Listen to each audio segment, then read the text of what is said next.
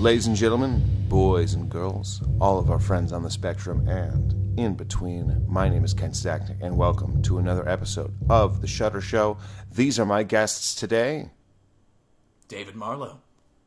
Cadie Sexton. That's right, we got our very first guest. Cadie Sexton is our guest today, Woo-hoo. Also known as David's wife. My wife. David's future wife, we should say. Yes. But, ladies and gentlemen, we are talking today about a little movie called Tammy and the T-Rex, a movie that I think we can all agree is arguably the best movie that has ever been made of all time.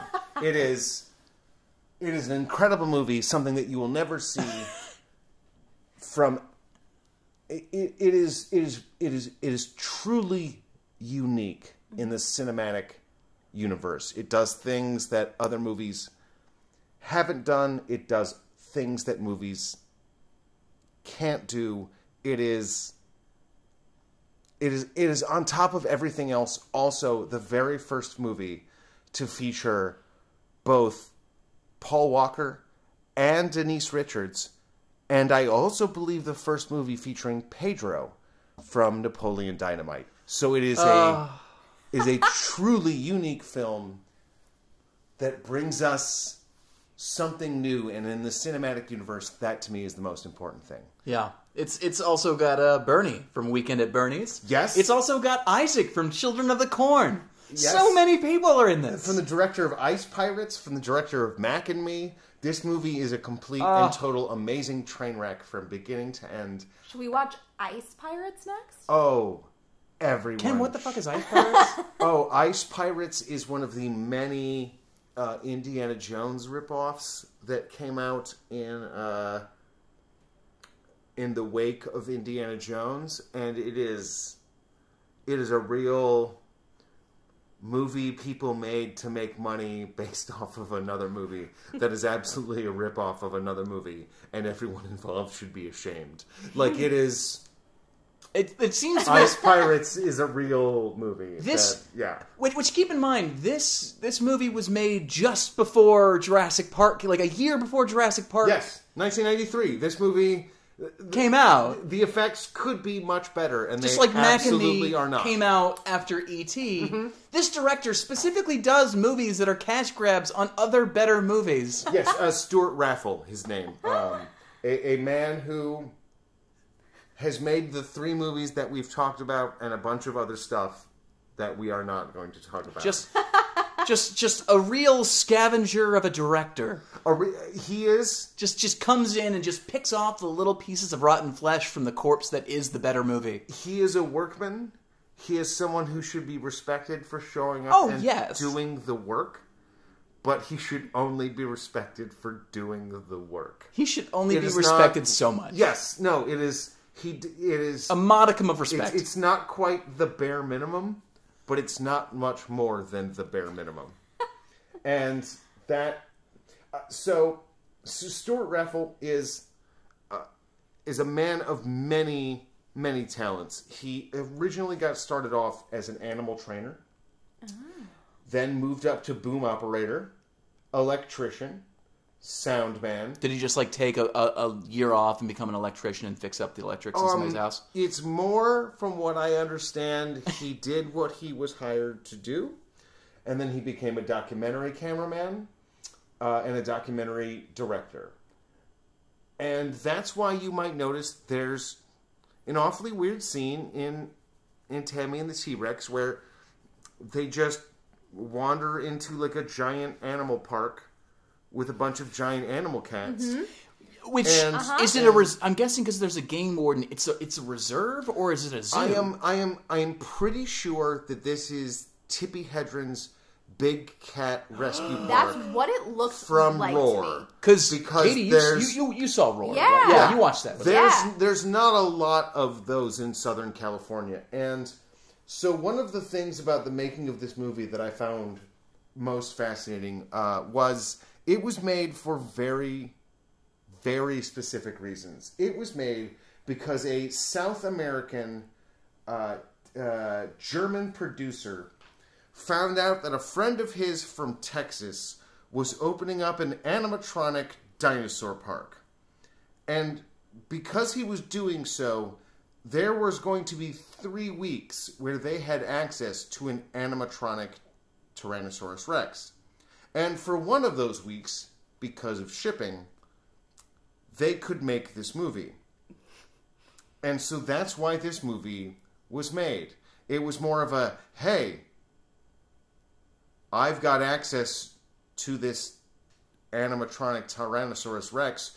Do you want to make a movie? And Stewart Raffill was like, I absolutely do. How long do I have? And they were like, oh, you absolutely have 3 weeks and $1 million.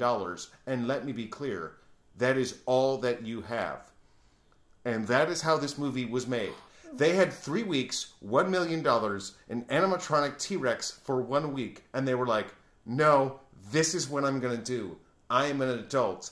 This is how I make my money. But here's my question. Yes. Did a script already exist? No, absolutely not. So he had to absolutely So not. he had to shit out, and I say that in the most respectful of words, in the most respectful of manners, shit out a script that is Tammy and the T-Rex. Cast it. Not only do they have to do it in 3 weeks, but on top of it, the director and producer, who are husband and wife, decided that the movie would be made within 20 miles of their house in Thousand Oaks. And so every single location is located within 20 miles of the Thousand Oaks home that the director and producer lived in. And also they had $1 million and not a penny more. And also they had an animatronic dinosaur for 1 week. And that is 100% entirely how and why this movie was made. Every other question was working backwards from one of those two things. And that is one of the most incredible things. But I mean, on top of the fact that both Denise Richards and Paul Walker were not stars. This was their very first movie, right? This is pretty much both of theirs first movies. And both of them just showed up and were like, fuck it, let's do this. No, 100%. I am here to play. No, I don't care how dumb. No. I am an actor, sir. I am a thespian. I have come here to bring realism to this particular When that man part. grabs my dick, I will come to work. I mean, so one of the other characters in I will squeeze so hard. Was it Efren Ramirez? Efren Ramirez is Pedro from Napoleon Dynamite. The other person I wanted to talk about was Sean Whalen, who you probably recognize from commercials from the 1990s. I know him mostly from the Aaron Burr, Alexander Hamilton, Michael Bay directed Got Milk commercial. Wait. Where he gets a phone call sitting in the middle of a museum, and the radio person asks him who shot Alexander Hamilton, and he tries to say the name Aaron Burr, but he's eaten a peanut butter and jelly sandwich. Oh! And he cannot get the words Aaron Burr out, and he tries to pour himself a glass of milk, but he's out of milk, so it says Got Milk, and that's actually one of Michael Bay's very first big breakout moments. Now, I am lactose intolerant, and this is maybe my favorite commercial of all time. And one of the stars of this movie is the star. Which one was he? He was the... He is the weird, spiky-haired Yeah! member of his gang. Oh, he from looks Twister! Yes, He looks he's in so the gang. familiar. Yes, no, yeah, He's one of those the, guys. He's one of the storm chasers. Yeah, he's one of those He's guys. also an ugly sweater party who Hunter Johnson has worked with. Oh, shit. So the film that I did that I co-starred in, Serena Waits, was directed by Hunter Johnson, one of the producers of L.A. Horror Productions, And he also acted in a movie called Ugly Sweater Party, which is a really a big... It's sort of an homage to the Friday the 13th movies. And but it's also a holiday film. And it's called Ugly Sweater Party, and the killer is played by the gentleman that we are speaking of right now. Oh, that's amazing. Of course he is. So part of me wants to be like, part of me wants to suggest that as our next double blind episode, if we decide to do one of those again, because that might be. And I will also say full disclosure. I have worked with the incomparable, amazing, beautiful, and incredibly talented Denise Richards before, and You lucky man. I am not saying all of those things to butter her up. I am saying all of those things because they are true. I have never met an actress who showed up to play so hard as Denise showed up to play. And I'm so delighted that woman is a professional. Yes, and I think that's one of the, listening to the commentary track of this film, that is one of the big things that the director talks about constantly, is the fact that, both Denise and Paul 100% showed up to play. They never... Misha Barton, on the other hand. Well, neither of them ever showed up to just put in a day's work. Neither of them showed up to just do the minimum. Every single day they were like, how am I going to cry about this T-Rex doing this weird thing? Well, I feel like with a movie like that, you have to. Mm-hmm. You have to go... You can't take yourself too seriously. You have to go in and play. Well, you have to... I think you have to do both. You have to not take yourself too seriously so you can get into the mindset to play, but you also have to show up and play. Because so many times I think you see people either A, showing up and doing the work but being kind of a dick about it, or you show up and you just have a good time but you don't take it seriously enough, so there's no emotional core to what's happening. And that's what I think Denise really does well in this movie, is show up she to commits. play. Yes. She commits to the bit. 100%. And this is one of those types of movies where you're looking at this, and this isn't a bad film. This is a purposefully bad film. This is a tongue-in-cheek, campy film, where it's the idea of, we know what we're making here, and it's the idea oh no, we built this Tyrannosaurus Rex, or it's not like we genetically made this. No, this is a robot. Yeah, well, because it looks like a robot. That we have on loan because a museum is going to have it for 3 weeks, and during shipping, we are going to be able to have it for 1 week. So therefore, while we shoot we this have film, an empty warehouse where the lab can be. No, that and that is a real, this movie comes down to, can you make this movie in this amount of time? Anyone can be given endless resources, or limited resources, honestly, and go in and make a movie. But what if you had 3 weeks, and you only had the dinosaur for one, and also no money, but also, don't get me wrong, we'll have food and stuff, but what if you had to make them under these very, very strict circumstances? While you're waiting, there will be a bowl of fruit. Yes, and they did. And listening to the commentary track, one of the great things about it was how clear it was everyone had a great time. Both Paul Walker and Denise Richards on the commentary track talk about how enjoyable this was, how much it was like summer camp, how much it was that thing that myself as an independent filmmaker that I love and crave so much, which is it's the Blues Brothers getting the band together kind of. And it looks like they're having fun. I think the two characters that's very apparent with is the mad scientist and his assistant. Yes, Bernie from Weekend at Bernie's. Yeah, Bernie from Weekend at Bernie's, and his beautiful dominatrix assistant. Yes, you can tell that they are just vibing off each other so well, and maybe fucking on the side.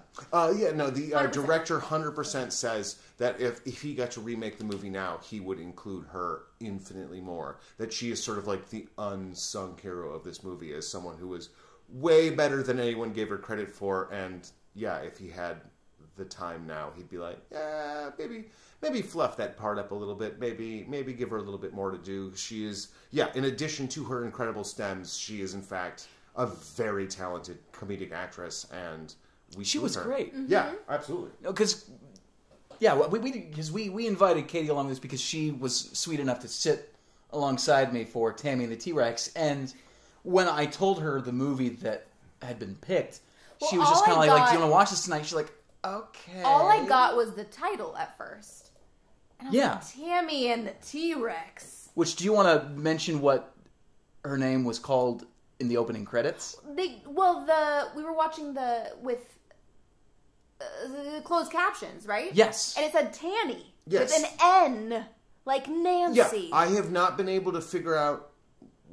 I haven't either. I can't find it. It seems to be a weird cursive thing, is the only... Oh, and you're talking about you're talking about the actual title. The full title is also Tanny and the Teenage T-Rex, is the original title. So it is a real... Oh. So it's originally called Tanny and the T-Rex? But they kept calling her in the film Tammy. Her name in the movie 100% is Tammy. I don't know if, because of choosing cursive, that's where Tanny comes from. And it became some sort of like weird misunderstanding.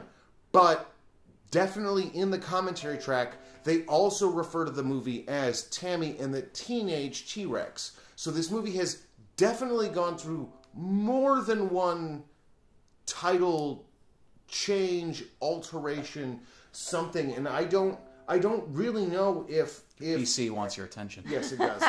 If everything is just font-based. But I will also notice that, like, everything on the DVD, the font is Comic Sans, which is not the most... professional? Tasteful. Yes, the most tasteful or professional. But it kind of fits. It 100% fits. This whole film is Comic Sans. Yes, this movie is the film definition of Comic Sans, 100% for sure.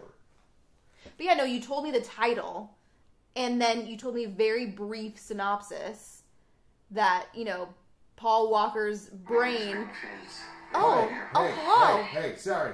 My computer started making noise. My bad. This all stays in. Technology. Yep. This all stays in. Hey, you don't know if they're a sponsor. Yeah, no, we don't have sponsors. The Mountain Wild. Where we're going, we don't have sponsors. Yeah, Wild Mountain Time, by the way, which I've heard is absolutely insane, batshit crazy. It is this year's Birdemic. Or really? That is, I have heard, I have only heard crazy things about Wild Mountain Time, and time spelled THYME. Yes, much like the spice. Yes, no, exactly. It's the guy who wrote Moonstruck. So the movie where Cher does the most unbelievable accent of all time, as does Nicolas Cage, but somehow Cher also won the best award for acting. This is why you should never take award shows No, seriously. it's why you should not take the Oscars seriously, because they're a bunch of political nonsense that you should not take seriously. Green Book won. It's not a good. The Oscars are not a good thing. Also, they've decided this year to do them in person, which is again, really, yeah.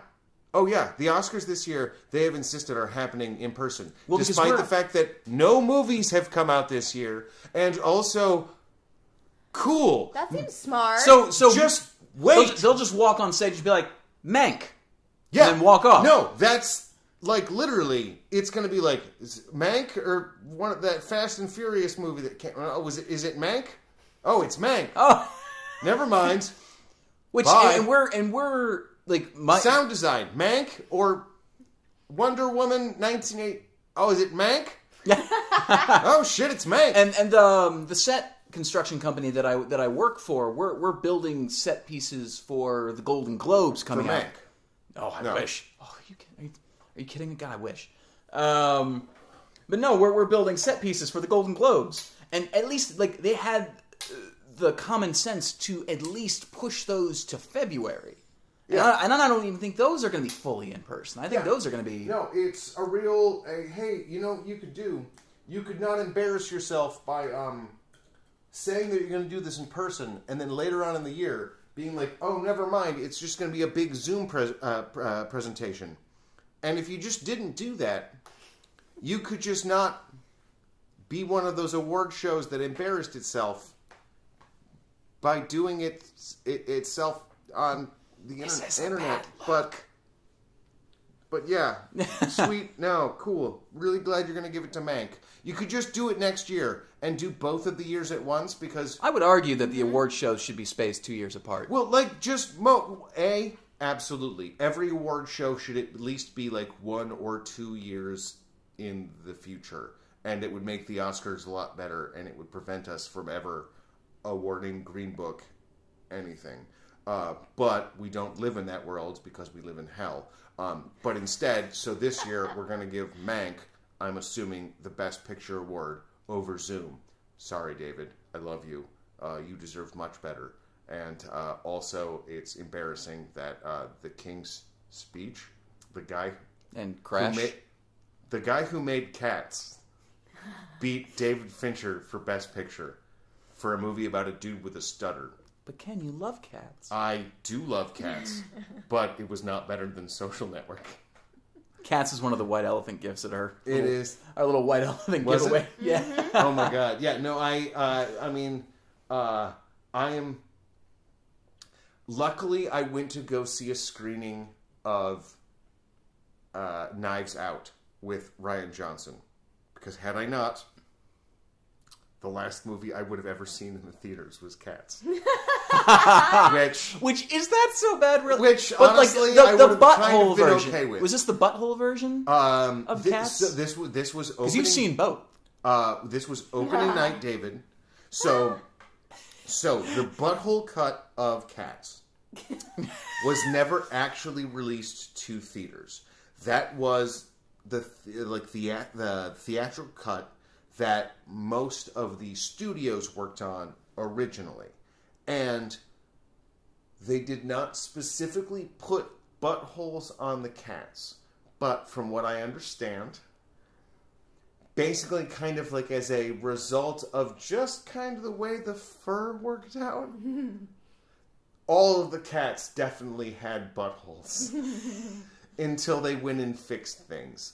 And then that was the version that we saw, where they were like, oh god, we can't just have all these buttholes on all these cats. Didn't some of the special effects folks say like how traumatic it was? A lot of the cats, there was a handful of special effects that were not finished. There were definitely some special effects artists who definitely said that they were traumatized by working on cats. And for me personally, the funniest story is that when they were shooting Taylor Swift's scene, Taylor Swift's dad made a joke to Tom Hooper, the director of Cats, about how they should all do catnip, and that would make the scene way funnier. And then Tom Hooper, the director of Cats, said that he didn't know what catnip was and wanted to know what catnip did to cats. And so Taylor Swift's dad explained to Tom Hooper that catnip makes cats really horny. So then they called the art department, who went out and made Taylor Swift's catnip bedazzled little thing. So they're all waiting around because the director, Tom Hooper, the man the studio hired to direct Cats, doesn't know what catnip is. Mm-hmm. And then, using digital fur technology, Taylor Swift uses the custom, instantly made vial of catnip to just sprinkle on all the other cats and make them all horny because Tom Hooper didn't know what catnip was, and Taylor Swift's dad had to explain it to I am him. all about this tangent that we are on right now. I'm so much about this. I don't understand how you hire someone to direct cats if they don't know what catnip is. The word cat is in fucking catnip. It is... And you wonder why he ruined Les Mis. And I don't. But other people do, and they should get a clue. Tom Hooper, get a job. I am so... like a better one. Yeah. Tom Hooper, go direct television. Do something else, but not what you're doing because you're bad at it, and it makes me mad. Could you just go be a grip for a little while? It's just... it's a real... It's a real story that I'm pretty upset about. For all of our listeners, I think we broke Ken. I break Ken any time that I bring cats up, and it is glorious every time. It is. It's a whole thing, and Tom Hooper didn't do anything about it. If y'all want to get to know the real Ken, if you ever meet him in person, just say, "What do you know about cats?" And then just watch a switch flip in his psyche. I wish there was a video recording of this. This is like all I'm saying, right? Is Skimbleshanks the railway cat is a hero, and I'm pretty upset that he doesn't get the respect that he deserves from everyone, and yeah. So Skimbleshanks got done dirty. Yeah, Skimbleshank the railway cat. He's the best thing in that movie by far. So... But Tammy and the T-Rex, huh? But yes, yeah, but Tammy and the T-Rex. One of... Sorry, we stroked out for a moment. Yes, no, that is... we might have gone on a tangent. We might... So thanks, Wild Mountain Time. It is, yeah. No. It started there. Yeah, no. This was a real... it was a much-needed tangent. Two paths diverged in a wood, and I took the one less traveled by. Kind of one of those moments. But so one of the other incredible things I want to talk about with Tammy and the T-Rex is the amount of times that for a movie that came out a year before Jurassic Park, the amount of fucks not given to the special effects, to the No. We just have to create this image. Kung Fury did a better job with the T-Rex in the background. But how do you ask? Fuck you is how I respond. We will just do it however we... There really is a huge difference. Huge. That T-Rex. I think my favorite part was at the end. When I was like, I turned to David and I go, is Denise Richards gonna hop on the T-Rex? Is she gonna ride the T-Rex? Lo and behold, she does. She sure does. She absolutely does. And those effects are so bad, it might be good because it's so bad. The commentary track is very clear that there are two different ways to get that animatronic T-Rex to move. One, you put it on a truck and you just drive it around, and that is the end of it. Which they did. Which they absolutely did both ways. Both a whole lot. Or incredibly expensive stop-motion animation that they do not have the money for, and the guy that they asked to do it is like, I'll do maybe like 1 or 2 shots, but also no, and you need to give me more money. And that is extensively how every one of the moving T-Rex shots is like 6 frames. It is the least amount, and then it is just like a low shot of just this animatronic T-Rex on the back of a pickup truck being driven around what is mostly, I think, an apple orchard. Because, as they say specifically in the commentary track, well, there's no traffic out there, and it's really cheap to get a permit to shoot like in an apple orchard. So I've shot a huge chunk of my movies in this apple orchard. And respect.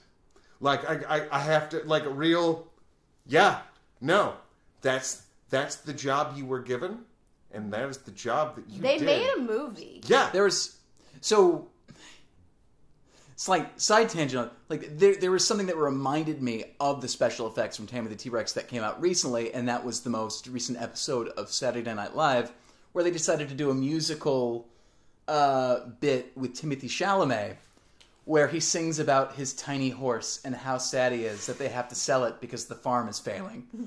It is literally one of Saturday Night Live's best sketches that they've done in decades. I will have to check that out. And it's just Timothée Chalamet singing to his tiny stop-motion horse, but you can tell that they saved money because they made the horse so tiny. And he's just trying to chase the horse away because he's so attached. He's like, go on, get! And it's just a wide shot of just this tiny little dot just moving away. And I'm just like, oh, it's like Tammy and the T-Rex when it's in the distance. Mm-hmm. Oh, that's so cute. Thanks, Timothée Chalamet. Oh, so good. No, I will definitely have to check that out. Yes. So one of the other fun things that happened during this movie was there were torrential forest fires. Ooh. Almost the entire 3-week shoot that they were shooting. Sounds like L.A. Mm-hmm. Yeah, no, in typical L.A. fashion, everything was on fire. It's very 2020. But so at one point, the fire marshal came out and tried to explain to them that they weren't allowed to shoot anymore because it was too dangerous. And the assistant director walked up to the producer and said, "Give me money." And they were like, "What?" And they were like, "Give me money and I will fix this problem." And then the AD took the couple $100 that he was given by the producer and went and had a talk with the fire marshal. And then the fire marshal said, "You guys can keep shooting until the ash starts to fall. Then it's not safe anymore. But until then, you're fine. It's fine. Don't. I'm gonna go now." And that's... And just probably drives away being like, my God, what have I done? As someone who's made low-budget films, there's a thing that you rarely see producers do, which is say, "Oh, I'm going to fix it with money." Which, is like their job. Like, the whole job of a producer is just sign checks. Like, when a producer says he's having a bad day, my response is your check hand hurt? And if the answer is no, then shut up. The rest of us are working. All you have to do is sign checks. And this is one of those times that one of the producers and ADs lived up to what their job actually is, which is like, just go fix it with money. No, my job is to fix it with paint. My job is to fix it with performances. My job is to fix it with lighting. Your job is to fix it with money. It's like, how do you think How do you think Nightmare Before Christmas was allowed to become a thing? Yeah. Because the producer was literally so good at being like, here's what it is, here's how much it costs now, and pretty much if we put this out with the budget that we have to remove all these great things. And they're like, well, we don't want to do that. And she's like, check, please. Mm-hmm. So yeah. Yeah. It's a real... Producers are useful, but... Are you good at business? Prove it. Because right now, seems like what you're good at is not paying bills. And, I know a lot of people who are not good at paying their bills. I was great at that for the longest time. Yeah, no. And still am.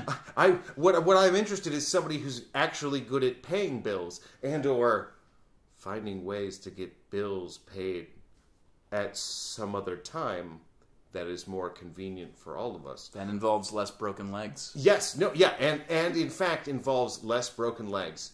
And, well, just... Is Ken broken again? Ken is broken because this is such a perfect example of a movie that gets made because everyone understands what their actual job is. And I cannot believe the amount of time that I have spent on set trying to explain to people what their actual job is. Mm-hmm.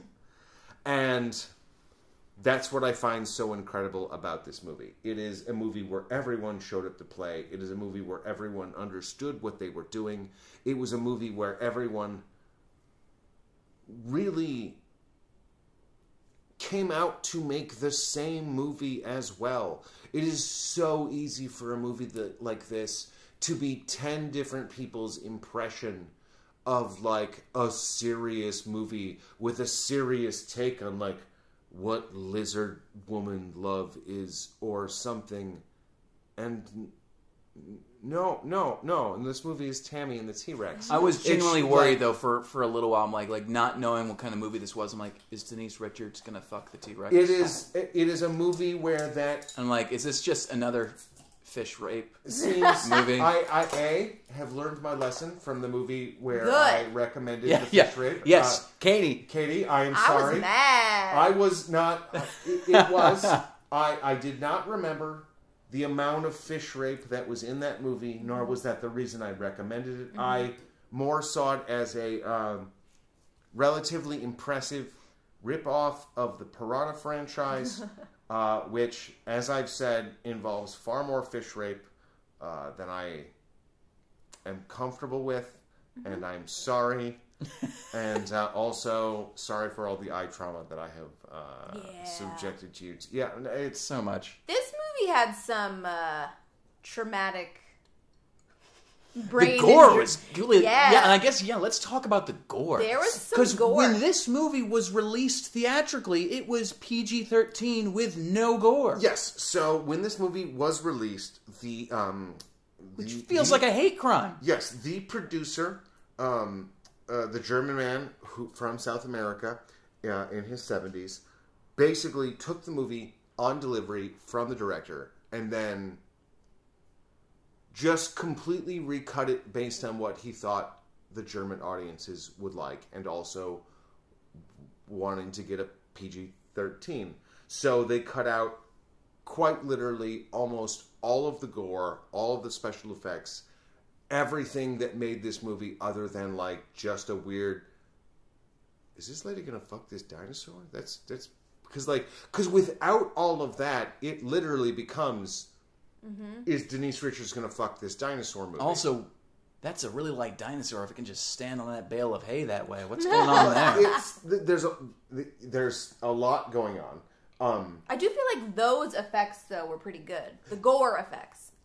It's when you are cutting everything down to the least amount that you can, it almost always ends up benefiting you because you only end up keeping the 12 or the 16 frames of the gore that work really, really well. Where with this version of it, you get a little bit more gore, which is really funny and definitely it definitely helps set the tone of the movie. I think in that it lets you, it makes things very clearly wacky and over the top and nuts, and it's not just,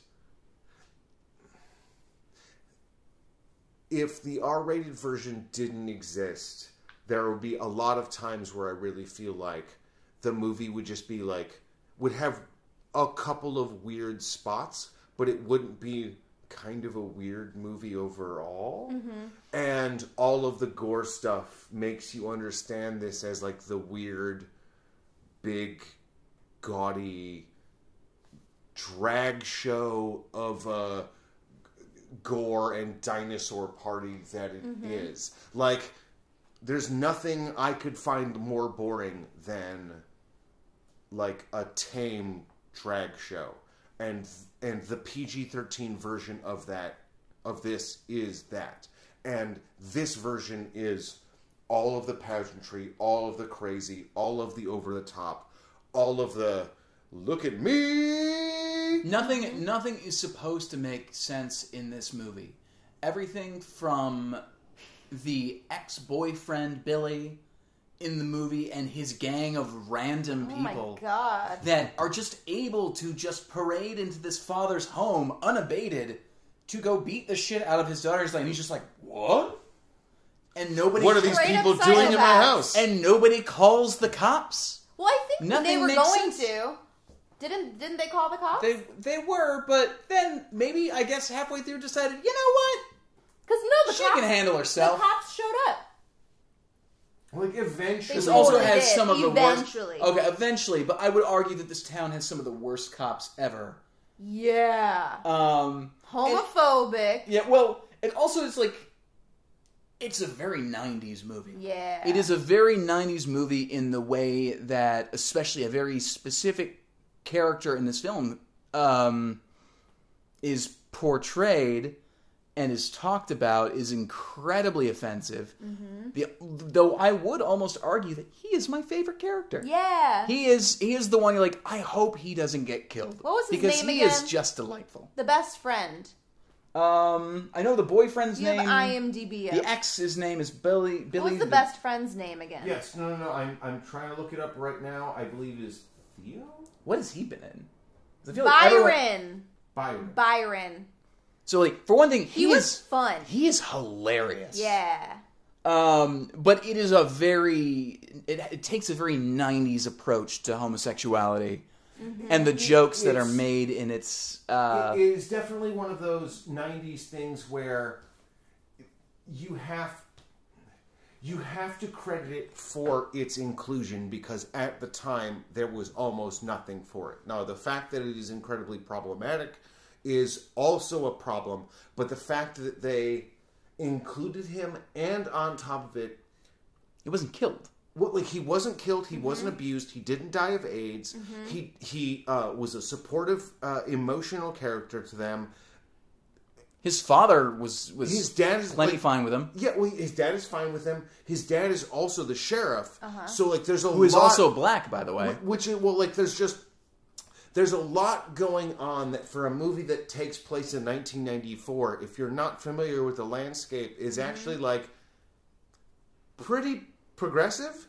That said, there's a lot more you could have done. There's some definite... Also, you get lots of credit for not doing what...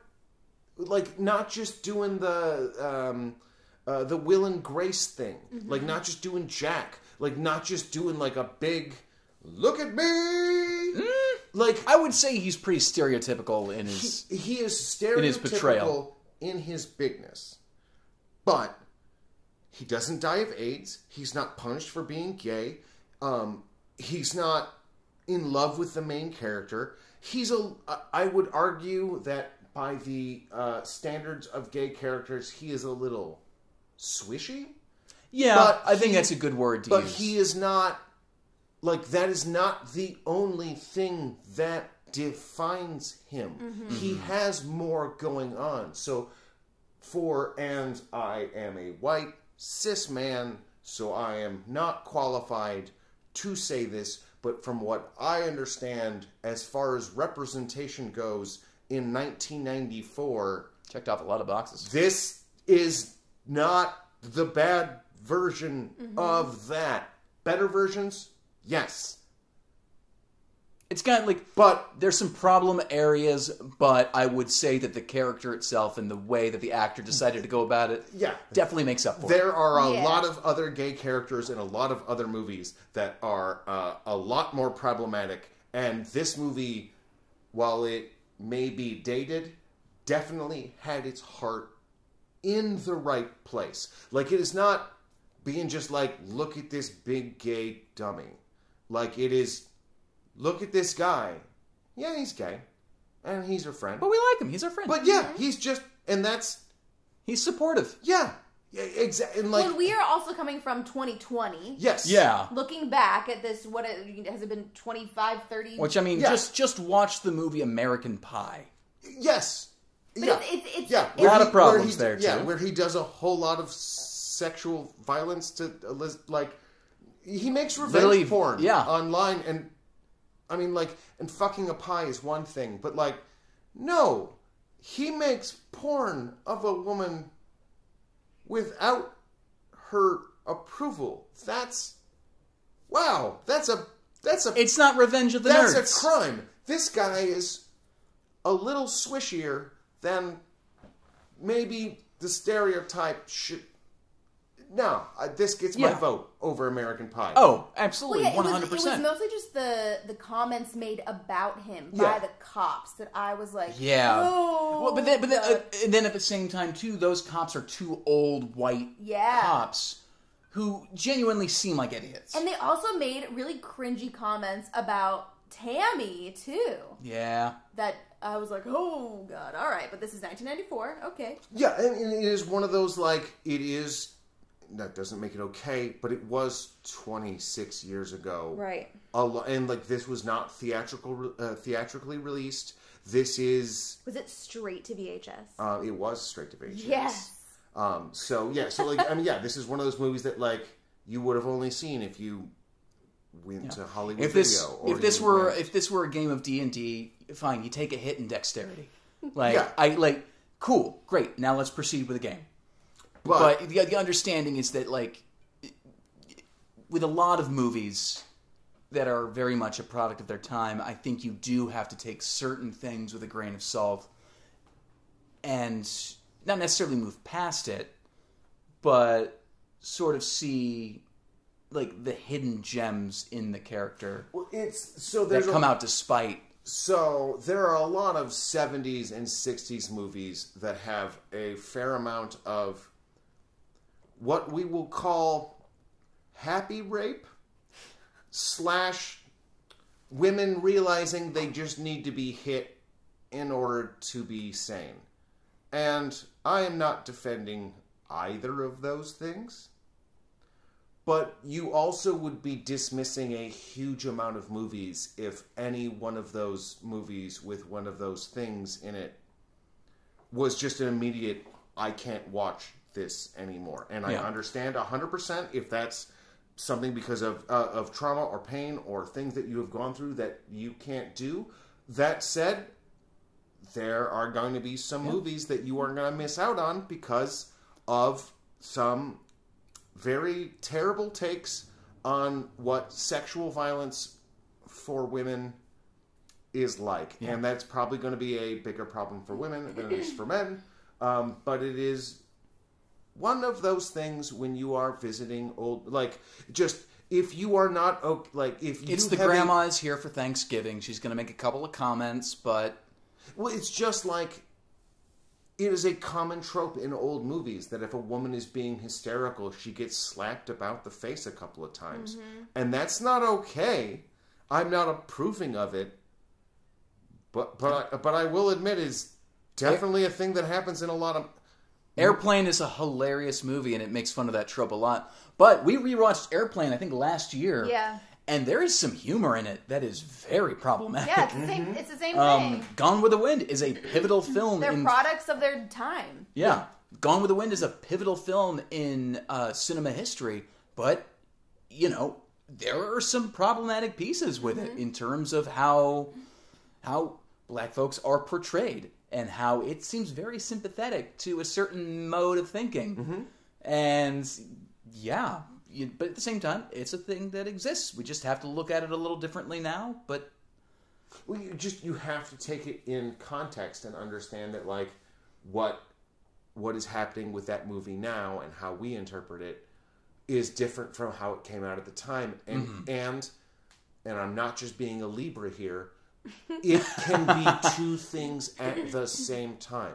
Yeah. Like, one of the most popular Mexican restaurant in all of America, as voted by the American people, is Taco Bell. Now, I don't know a single Hispanic or Mexican person of any kind, Central American, South American, who would ever consider Taco Bell to be Mexican food. But it clearly also is, because it's the most popular Mexican food, and it's Schrodinger's burrito. Like, it is both Mexican food and it is not Mexican food. Mm-hmm. Those movies both are absolutely problematic, but also, like, not made relatively recently, so you can't really hold them up to the same standards. It can be both things at the same time. It can be fucked up and problematic, but also good. Well, even the character of Billy, I feel like Billy could not exist in today's day and age. A character like him. Oh, no. As psychotic as he was, as possessive over Also, Tammy after they went on like one date. Yeah. Absolutely. And, well, Billy he's a Stephen King bully.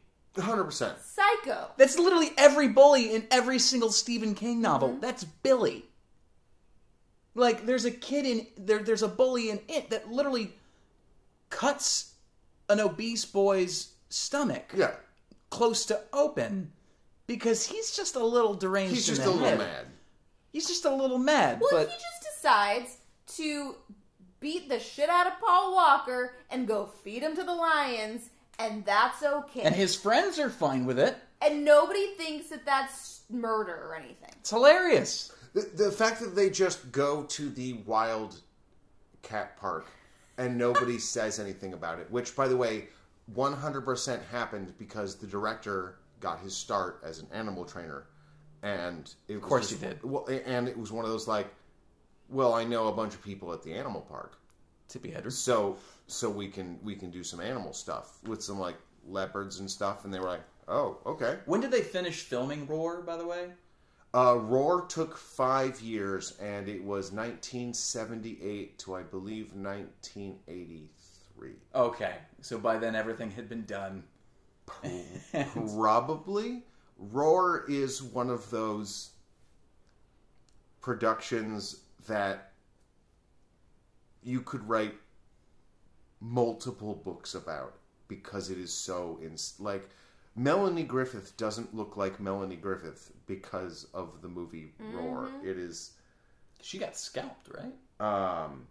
She got... Or was that the cinematographer? So Jan de Bont got scalped. Okay. Melanie Griffith She just just got mauled. most of her face bitten off. Yeah. Yeah, it's a real... Oh, man. And then... If you have not seen Roar, wasn't ladies she and a gentlemen, give it a teenager? watch. Yes. No, 100%. She's like 12 when they Yeah. made that movie. It is the most fear-inducing family film that I've ever seen in my entire fucking life. The best Insanity. review I've ever heard of Roar is it is like watching the Swiss Family Robinson while someone holds a switchblade to your neck. Like, it's just so intense, but at the same time, clearly a family film? We all watched that together. Yeah. Yes, So we do a thing every once in a blue I'm a moon bad person. with our wonderful friend Kimmy, who works post production for CBS. We do a thing called Ken Hates Movies Night, where we all get together, or sometimes we do brunch, but we get together and we just pick a film that we know Ken is not gonna enjoy, Or when at least a movie that's going to make me scream. Like Roar. I love Roar, but it's a movie that makes me scream at the television because, like, everything that's happening is dangerous.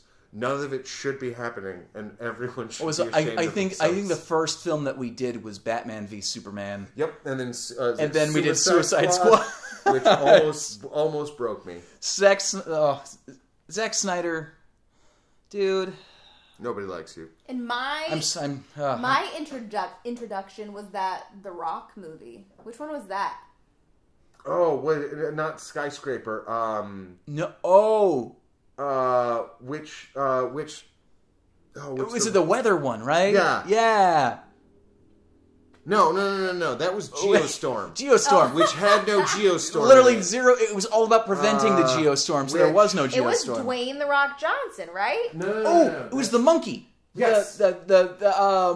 With Rampage. Yes. Yes, Rampage. Yes. With The Rock, right? Yes. Yeah. The movie with the giant crocodile, the giant gorilla, Yeah. and the giant wolf. Giant wolf. Yeah. And it was So bad. so boring. It's one of the it is one of those movies that you should show in film school where you're like, well, you know, if you had an 80-foot wolf and an 80-foot gorilla and an 80-foot crocodile, you know, you couldn't make a bad movie. And I'd say, you are wrong, sir. May I suggest the movie Rampage, where just a bunch of stuff happens and no one cares. And it's boring. Mm-hmm. Just like how you can absolutely make a movie with like a 60-foot snake in it. that's boring. And if you say you're wrong, I'd say you need to go watch Anaconda 3 and 4, sir. Okay. I hope you're not talking about Anaconda 1, you son of a bitch. I own Anaconda. I own Anacondas, the sequel. Hunt for the Blood Orchids. Sir, First off, Ken is standing up out of his chair. I own the snow globe of Anacondas. Oh my god. Sir, an Anaconda's snow globe. Do not come at me about Anacondas. Sir, I am a man, okay? And this is my home. You're a big boy. And I will be respected. That is so being included in the Instagram post to announce this episode. That's exactly what I was thinking. Oh my god. You have to include that. Okay, so I think we have gotten to a pretty good point where we have talked about why this particular movie is so good. Yeah. And a million tangents. Exactly. Yeah, before we do though, Katie, favorite scene of this whole film? Favorite scene? Yeah, what was your favorite moment in this film? Oh god, there were so many. I mean, one that stands out is when, right after Paul Walker got mauled by the lion and he's in the hospital and the Denise Richards and Byron are there crying over him, and then the crazy scientist and, what's her name, Helga? I think it was Helga, something like that. I believe Helga, yes. They come in to inform her that he has died after turning off his heart monitor. And then Denise Richards and Byron just collapse on the floor and faint, and it's just so that one stands out, I think. Okay, yeah, and of course they walk in smoking in a hospital. Ooh, or I thought of another one. When they're trying to find a new body for Paul Walker's brain, and they're at the morgue pulling up all of the dead bodies to show the dinosaur who is in the truck outside in the parking lot. That might be a standout too. There's a term. There's so much. There's the term in screenwriting called hang a lantern on it, where the whole point is kind of when you are stuck as a writer, where you have set up a particular rule or part of the reality of the universe that you're in that is now conflicting with the story that you want to tell. And so what you do is you hang a lantern on it. You say, like, what do you mean the lower floors are flooded? Well, that's not important. What's most important is that we get to the other door. And then they do. And, like, that whole it was flooded part was just like, I guess it's not anymore because we have to get to the other door. Because, like, I don't know, Lost or however that show works or whatever, you know what I mean? Like, it's one of those. And this movie does such an incredible job of hanging a lantern every single time. They're like, why is this T-Rex around? Like, I don't know. Okay, that's just how we're going to put this brain in this T-Rex. You literally place it in. Wires. Okay. And some boiling water. Yeah, like, let's just a little food coloring, call it a day. We also now know what it looks like when the actual human brain orgasms. Yeah, a little spice, Daddy, and we're good. Little spice and sparks go everywhere. That's what it actually looks like. I do have to say, at the very beginning of last week when you told me that this was the next movie, yes, I did not want to watch it. Mm-hmm. Oh, yes, because I suggested it that evening. You're like, no. Can we just watch Survivor? No, I'm good to not watch that. But I will say, I had a fun time. Because it is so bad that it's fun, though. Ken, you finally did it. It knows... It knows what it is. Yes. Yes. Like, it's not... There are a lot of bad movies that are trying to be more than they are, or good, or, like, they are casting aspersions. They are trying to, like, you can't make a movie where you transplant Paul Walker's fucking brain into an animatronic T-Rex and then be like, but it's serious and a drama. Right. No! You can't. No! You completely started... No, you can't do that. You have to... Bad movie. Bad. Like, yeah, it's what there is a hard thing that happens when you make campy movies, like if you make Birdemic. And something like Birdemic can only be made by somebody like James Nguyen, who really thinks he's making Hitchcock's next great romantic It is a movie that thriller. I have never seen, and I have no idea what the story is behind that. But from what I understand, oh my God, it is. David! David. No, David, my relationship to Birdemic is incredible. Not only have I worked with Whitney Moore, my elementary school principal is in Birdemic. What? And I did not know this when I started watching it. So I just started watching I was told, one of the worst movies of all time. And then Mrs. V showed up. And I almost chucked a chair through my, computer monitor. Because, do you know what it's like when you're watching one of the most insane movies of all time and then your elementary school principal shows up? It is a very surreal experience, David. That's so bizarre. Yes, it is. It is very weird to be like, but Mrs. V?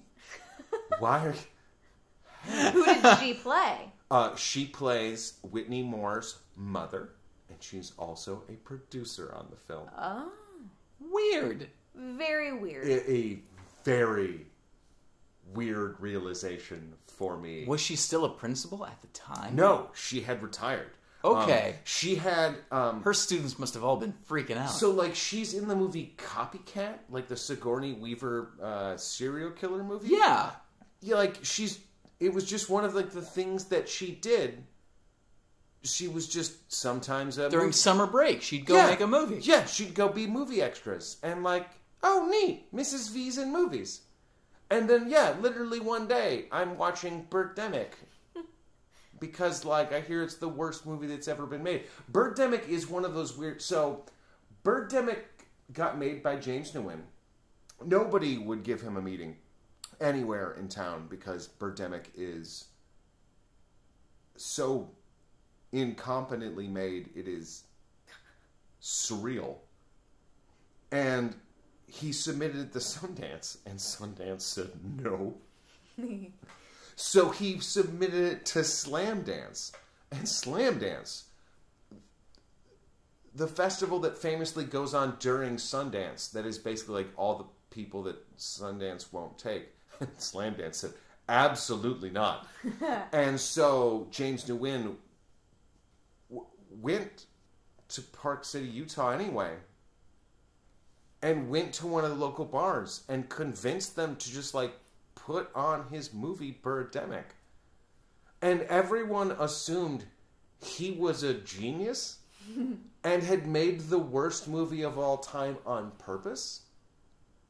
And he got all of these incredible offers. And then they all realized, oh no, he really thinks he's the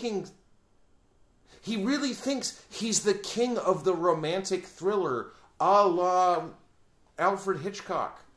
And then everyone backed away very slowly, except for Severin Studios, who were like, we're going to give you a DVD and you're making a commentary track, and it will be the greatest thing of all time. And I am very thankful that those absolute lunatics made that absolutely insane decision.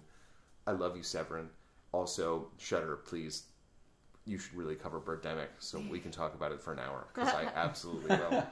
Yeah, because it is not on Shudder, unfortunately, it cannot be part of this, but... It will, sooner or later. One day, it's going to pop up, and then Yeah. immediately I'm going to get a phone call from you. Yeah, no. If not, and we will bully Craig Enger into taking it. God, every time I see Ichi and the Killer pop up, he's scrolling through all the movies right now, and every time that poster pops up, I just go, oh boy, that was a traumatic film. That gives me both the heebies and the jeebies. That I watched on a whim and just been like, oh, I'm so uncomfortable for so many reasons. Okay, so David, Yes. Katie, I think we have come to the end of our show, which means that we have come to a very important portion, and especially since Katie has never Traveled in time. Yes, this is... So, Katie, if you want to go ahead and take the opportunity now to punch in the buttons to open the door to the time machine, I think that would be swell. Beep, beep, beep, beep, beep, beep, beep. Holy shit. Damn, that suction was legit. David, we have a lady in the time machine. Oh my god. This is a moment for inclusion. This is a real momentous occasion. Ladies and gentlemen, we are about to travel in time. Break that time machine glass ceiling, baby. Are you guys ready? All right. So ready. All right.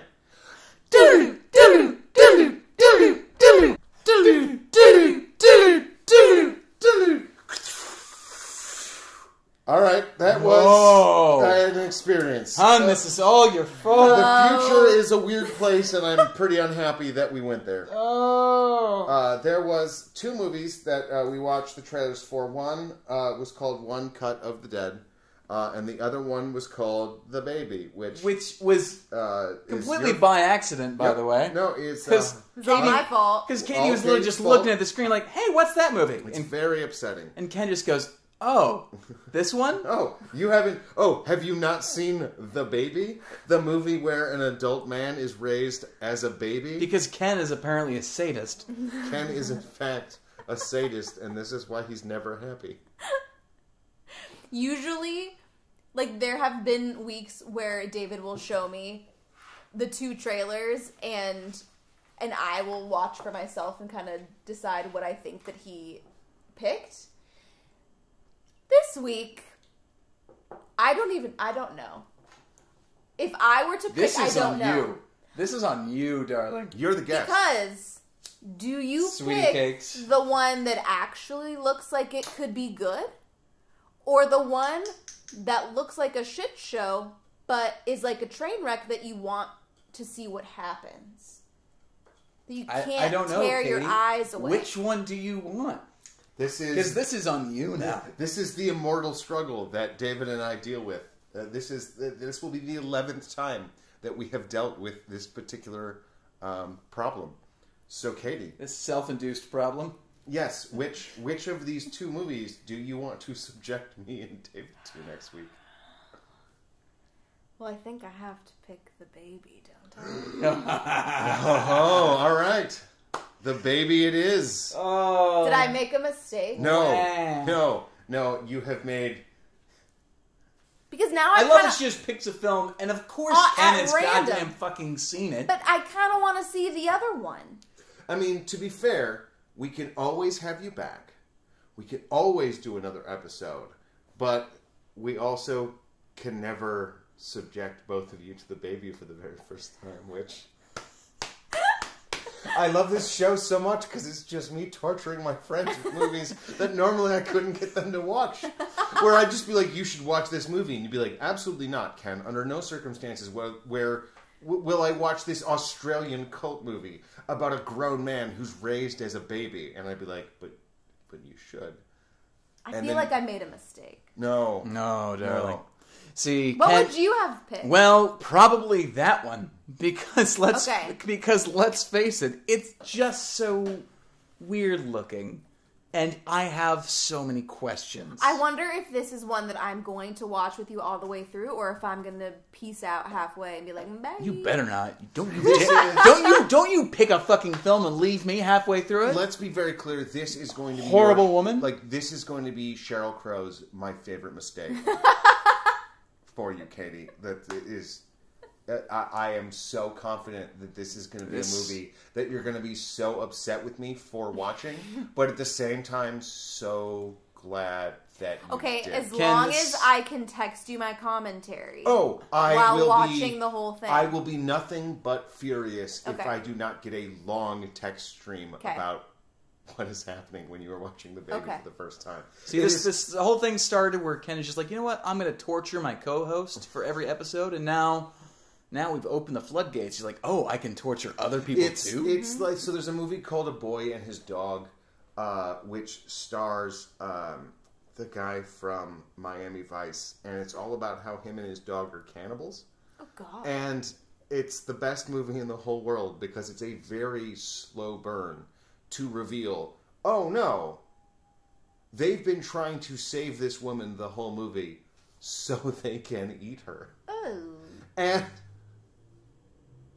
it is just one of those, I don't know, It is one of those long cons that is so... It's... I would never endorse Scientology, but I will say that L. Ron Hubbard kind of fucking ruled. It also... Ken, you've now opened the gate to the fact that, thank God for Scientology, because now I have also met a member of Scientology who was the... What? Oh, what was her name? I don't remember her name, but she was the assistant to David Miscavige's wife, who went missing several years ago.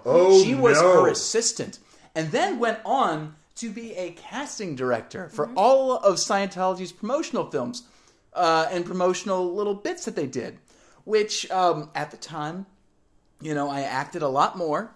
And one of the things that I did when money was really short was that I clicked on the Golden Era casting notices on all of the casting sites, and it was for Scientology. And they paid a good deal of money for very little trouble. And so, yeah, I have met this woman who has since literally escaped the facility that I visited. Oh, good. I know the inner... I know what it looks like on the inside. I have seen what the parking lot looks like, where there was the actor's car that she literally snuck into this person's trunk. Could have and been your snuck trunk. past... This could have very well been on the day that I was on set.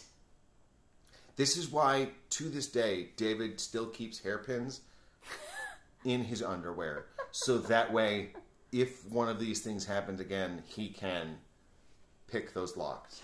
Yes, this is a story that I will gladly go into more detail on for our next episode, but we have spent a lot of time here. But God damn you for touching up on Scientology at the very end. We have been here for a while. I think it's time for us to close things out. It has been incredible having both you and your wonderful future wife, Cadie, here. Thanks for having me. I'm so glad that I was able to share Tammy. Thank you, hon, for joining us. I don't regret Tammy and the T-Rex, actually.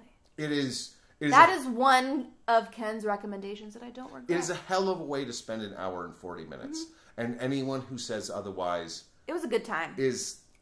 Does not lacking... Just like joy and is not... It was a fun time. Yeah, it's one of those Columbine kids. Like, don't hang out with them. They're boring. An empty black hole of misery and... Yeah, no. Where this movie is the opposite. Where you can watch Paul Walker and the biggest jock in the whole world just grab each other by the nuts and desperately try and hurt the other one, but both fail. And I'm not going to say that that's the height of cinematic achievement, but much like the movie Cats, I am also going to say it's something like I've never seen before, and that's important.